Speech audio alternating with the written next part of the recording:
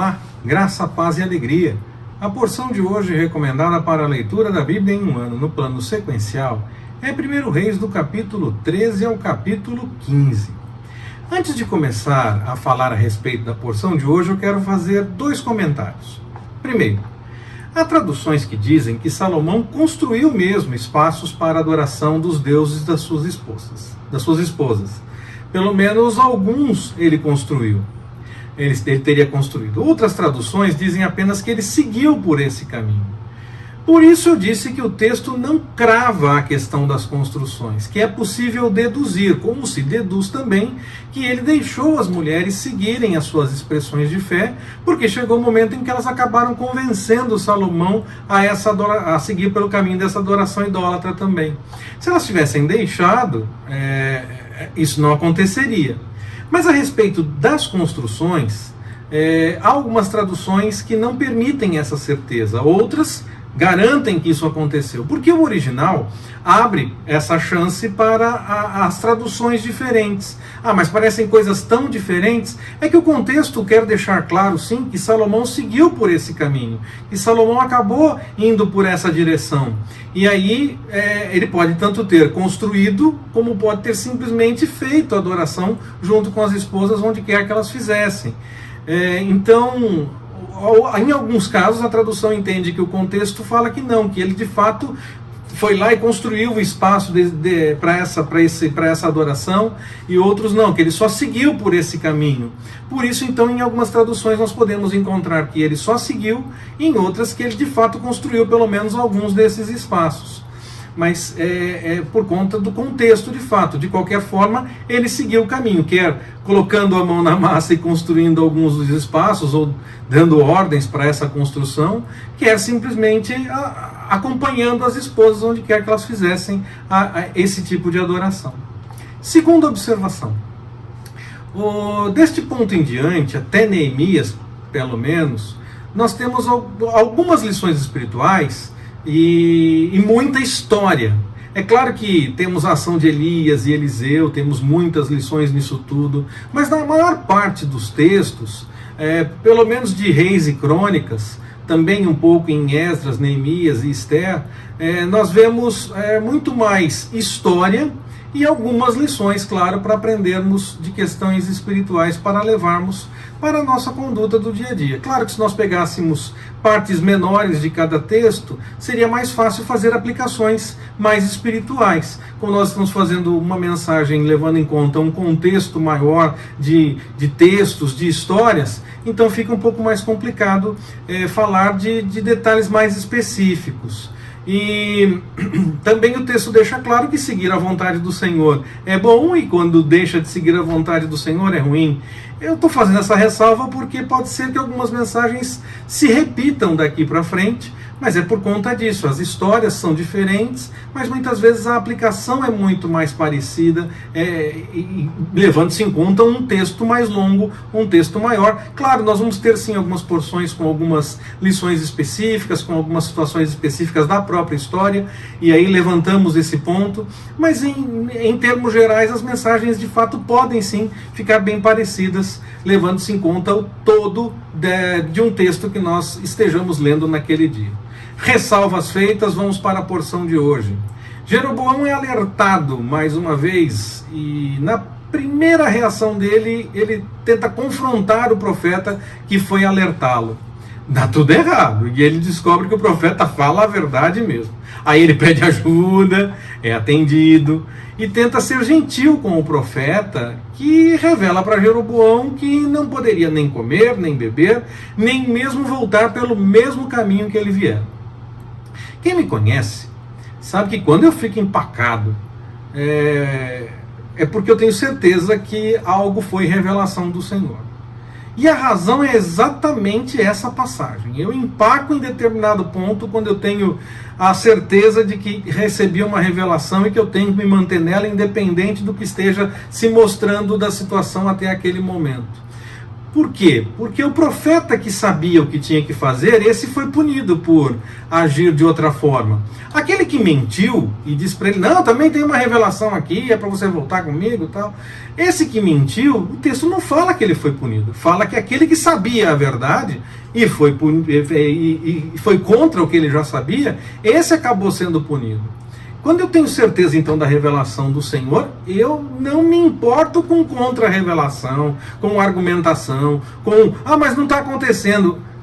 Profecia, muitas vezes, você tem que voltar 7 vezes para ver a pequena mãozinha lá. Nós vamos ver esse texto mais para frente, mas você tem que voltar 7 vezes para ver uma nuvenzinha que parece uma mão de um homem, um punho pequenininho. Tem que voltar 7 vezes às vezes. Às vezes a situação não está mostrando nada, mas você sabe que o Senhor revelou. Quando eu tenho certeza disso, eu fico empacado naquilo que eu tenho certeza que o Senhor revelou. Eu não arredo o pé daquilo que eu tenho certeza que o Senhor me mostrou. Eu fico até preocupado hoje em dia com a questão das profecias nesses nossos dias, onde se passa meses repetindo algo que parece bom e agradável e nada se confirma. Claro, às vezes a circunstância é diferente, o Senhor vai revelar para o futuro. Mas aí o profeta não fica insistindo que já decretou, já declarou, já falou. Não, vai acontecer. Quando chegar a hora, chegou. Não é que já está acontecendo ou vai começar a acontecer na hora que eu quero. Não, vai acontecer quando o Senhor quiser, mesmo que não tenha nenhum indício neste momento. Mas às vezes as profecias parecem que só falam de coisas boas, de coisas agradáveis e parecem mais um exercício de fé. Na verdade, a fé se revela na profecia quando nós dizemos aquilo que o Senhor quer que seja dito, mesmo que as aparências não mostrem naquele momento que algo pode se realizar. Às vezes não fica nem para a gente ver, acontece depois. Há profecias do Antigo Testamento que ainda esperamos o cumprimento com a volta de Jesus. Então, esse mover profético dos nossos dias, que diz que profecia é aquilo que é bom e agrada, não me parece algo interessante. O que realmente é profecia, a fé é revelada na profecia, como eu disse, quando nós dizemos aquilo que o Senhor de fato nos revelou, e não aquilo que nós gostamos ou nós achamos que fica melhor. Mesmo com tudo o que aconteceu, Jeroboão seguiu no mesmo erro de qualquer forma. Mas quando ele passou uma angústia maior, ele lembrou que havia um profeta. Geralmente é assim, não é verdade? Lembram quando sentem falta. Que bom que o profeta tinha causado esse impacto na vida de Jeroboão a ponto dele lembrar do profeta. Melhor seria se Jeroboão tivesse lembrado de tudo que o profeta disse e se tivesse vivido de acordo com a vontade do Senhor, não é mesmo? Primeiro e Segundo Reis são livros que ficam pulando entre os reis de Israel e Judá. Fala do tempo de um em relação ao tempo do outro. Enquanto Israel ainda não teve problemas, aí quando Israel tem problemas, passa a falar só de Judá, até que chega o momento do exílio babilônico. Assim, essas histórias elas são relatadas numa sequência dos reis, mas não necessariamente seguindo o que aconteceu a cada momento na sequência. Às vezes, quando está falando de um rei, volta para falar do passado do outro rei, ou até adianta alguma coisa a respeito de um dos reis. Na passagem de hoje mesmo, nós estamos lendo ainda sobre Asa num determinado momento, e já fala a respeito de algo que aconteceu no momento em que Asa e Baasa reinavam ao mesmo tempo, cada um no seu reino. Mas o texto mesmo só vai falar de Baasa um pouco depois. Quer dizer, ele antecipou uma parte da história, porque estava falando de Asa e de algo que aconteceu junto, enquanto Baasa também reinava. Então o texto fica pulando de um para o outro, parece que vai e volta no tempo e essa coisa toda, porque na verdade conta a história toda de um rei, e aí em algum momento fala dos outros reis dos outros reinos, do outro reino. Mas não necessariamente dizendo a ordem de anos em que os acontecimentos se deram. Dentro da história do rei, sim, dentro da história do rei eu entendo que é uma ordem cronológica, mas na história como um todo, às vezes parece que vai e volta, falando da história de um, depois mistura com a história do outro. É assim mesmo, o texto fica contando a história toda de um e dá alguns detalhes do outro, até que fala do outro em outro momento, ou já falou antes, ou vai falar depois. Nós temos que ter essa visão na leitura de Reis. Fica indo e voltando mesmo, porque fala da história completa de um rei, ou pelo menos o que o livro relata a respeito da história daquele rei, para depois falar do outro entre Israel e Judá. E fica claro também nesses textos que quem segue a vontade do Senhor e quem não segue. Nós vemos algumas citações de coisas que eles fizeram e que foram boas, e coisas que fizeram que caminharam para a direção do erro. É bom ter conhecimento de todos esses detalhes. Esses livros citados tanto em Reis como em Crônicas, dizendo que contém as informações a respeito dos atos dos reis, não devem ser os que nós temos na Bíblia de fato. Pelo menos não a maior parte dessas histórias nós não lemos possivelmente. Algumas informações nós temos, tanto em Reis como em Crônicas, e até nos livros de alguns profetas, mas parece que falta muita coisa do que aconteceu, porque eles sempre falam, mais atos, mais isso, mais aquilo.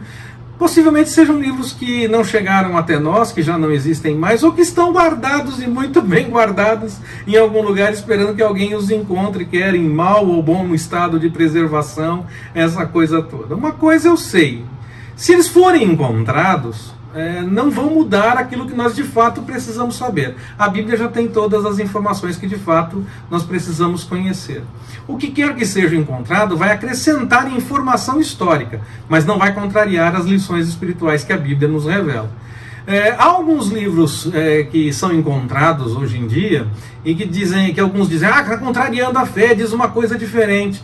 Mas se nós buscarmos na história dos pais da igreja, lá principalmente livros do Novo Testamento, quando fala de evangelho de um, evangelho de outro, texto de um, apocalipse de outro, muitos textos são revelados, mas desde a origem, desde o século I, século II, quando esses textos começaram a circular, eles já eram rejeitados, eram tidos como ruins, eram tidos como heréticos, então eles não contrariam nada, porque eles já são considerados errados desde o começo. Agora, livros históricos que contem a história em si, eles podem acrescentar algum detalhe para que a gente possa conhecer mais alguma coisa a respeito da história, mas não vão contrariar as lições espirituais que nós já temos na Bíblia. E se nunca forem encontrados, o que nós temos na Bíblia, tenho certeza, é suficiente, é o que o Senhor entendeu que era suficiente para a gente conhecer. Eu comecei fazendo 2 pontuações e termino fazendo 2 pontuações novamente. Primeira coisa, a profecia do Senhor se cumpre, não importa quanto tempo demore. Podemos esperar pelo cumprimento, mesmo que seja para depois do nosso tempo. No exemplo do texto, nós vemos a destruição, o anúncio da destruição e a destruição de fato da casa de Jeroboão. Segundo ponto, a maldade que pensam contra nós, quando seguimos a vontade do Senhor, sempre será transformada. O material da construção que Baasa usava para causar problemas para Asa, acabou servindo para que Asa pudesse fazer algo a seu favor no fim das contas. Que o Senhor nos abençoe. Forte abraço, até mais, permitindo o Senhor.